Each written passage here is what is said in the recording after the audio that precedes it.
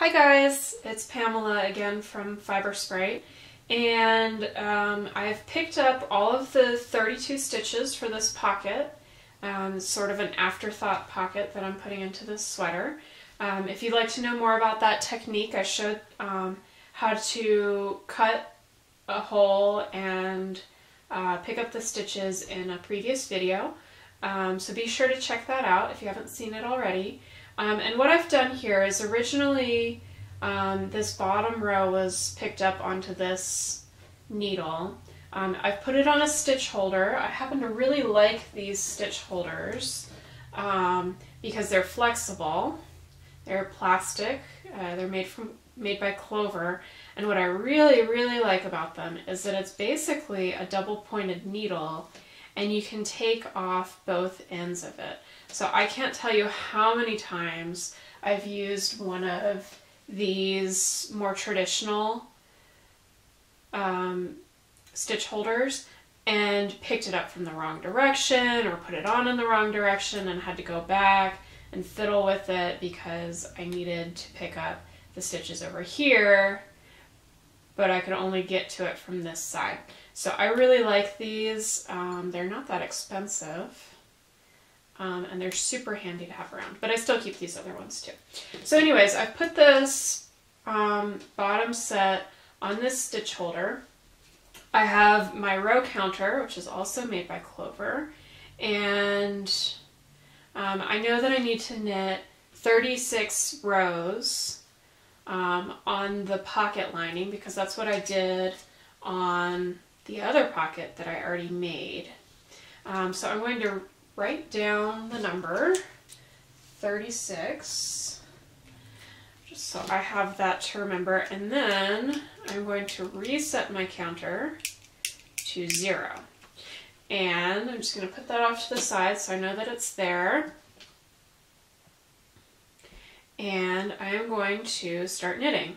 So I'm going to join I'm going to turn this around because I want to start with knitting, because that's what I did on the other side. And to join the yarn, I'm not going to do anything fancy. I'm just going to start knitting in that first stitch, and I'm going to leave a tail. I'm going to leave this tail fairly long because I'm going to use that to sew down the pocket lining. So I'm just going to start knitting, and we're going to see how well I picked up my stitches. So generally when you're knitting, you want to have your stitches on the needle so that the leg of the stitch is situated so that the one that's closest to you is on the front of the needle and the one that's furthest away from you is on the back of the needle. That's considered the proper stitch alignment. Now when I picked up these stitches, I didn't put them on that way. So you see this stitch, that's the part that's closest to me, and it's on the back of the needle rather than on the front. So if I wanted to fix that, I could just slip it off and reposition it, and then I can knit. And see that next one is the same way. But I can solve this a little bit more quickly by just knitting through the back loop. Now ordinarily, knitting through the back loop on a regular stitch, I'll show you. If I knit through the back loop, so normally you want to go in through the front loop, and that'll create a normal stitch. If you knit through the back loop, that twists it, and then you have a twisted stitch. It's a little hard to see with this yarn, but it's there, it's twisted, and I don't want that. So I want to make sure that I'm not twisting my stitches as I knit this first row. Since the stitch is already twisted on the needle so that it's on the wrong orientation, if I knit through the back loop, that actually acts to untwist it, which is a little bit counterintuitive, But if you know that you have done that, it's a little quick little trick to make it go a little bit faster.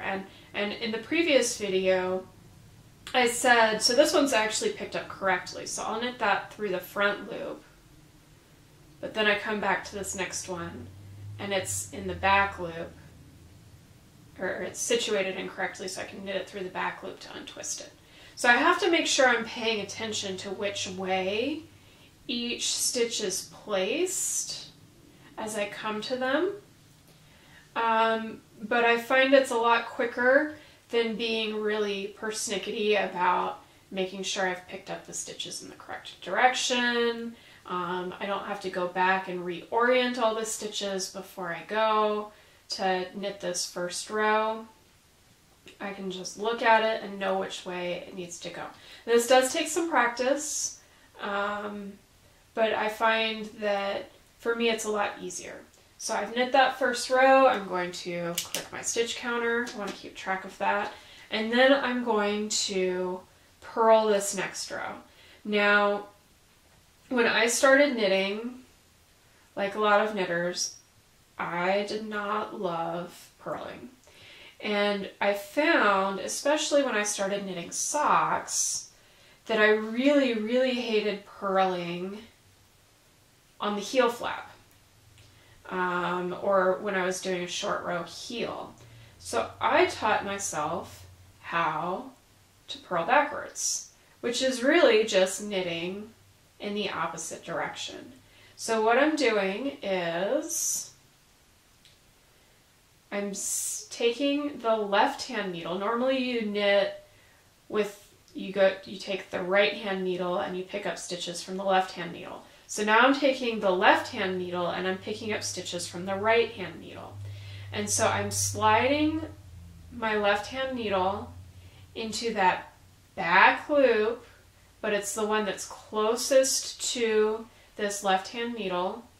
I wrap the yarn around the needle and pull it off. So when I wrap the yarn around, I'm coming up and around so that it's coming forward. I guess that's counterclockwise, and coming across. And that's just a different way. I'm not particularly fast at this, but I like it because I'm not really purling. I'm sort of purling, but I'm not really purling. I'm just knitting backwards. And I am not having to turn the work, which when you've got a big bulky sweater like this, it makes it a lot easier to not have to turn the work. So I'm just going to keep on till I get to the end of this row.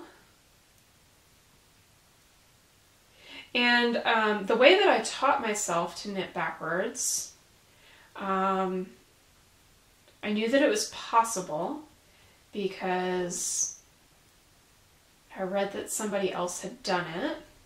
I think I read it in one of the Yarn Harlots books, which are excellent, and which I loved reading when I first started knitting, and I still go back to them from time to time. But I knew that it was possible, and what I did was I had to turn the work around a lot when I was first starting, and I'd look at what it looks like.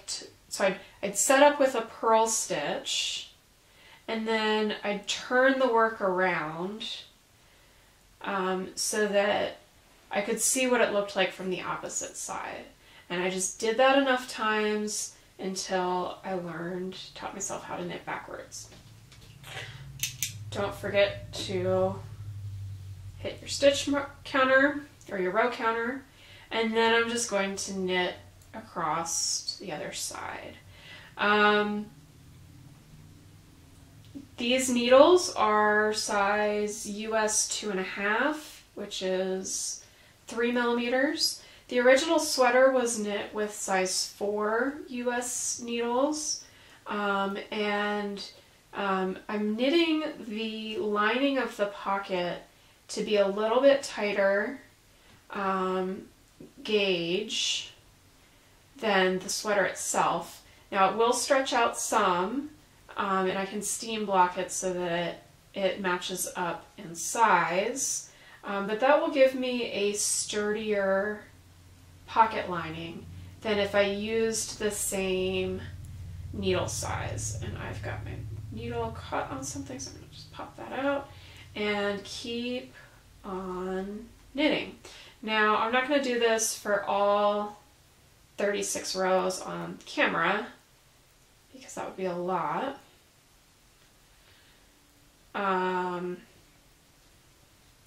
For you to sit through and watch, but I am going to do one more row of knitting or purling backwards so that you can see what that looks like one more time.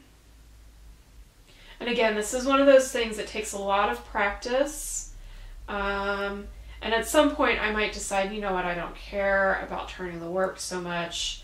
It's going to be faster just to purl, and eventually I might do that. But this is a fun little trick, especially, what do I use it on? Sock heels, short rows, especially with short rows where you're going back and forth and back and forth.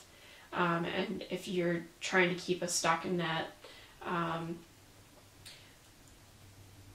you don't want to turn the work, that was a great time to use this technique. I don't, because I am a little bit slower at it than I am with purling, I don't use it if the work is a little bit bigger, or if it's the whole piece. Now I do use it sometimes if I'm knitting like a narrow band or something like that, then it can be really helpful. If you're knitting 5 stitches, then you have to purl 5 stitches in the opposite direction. That's a good time to use it as well.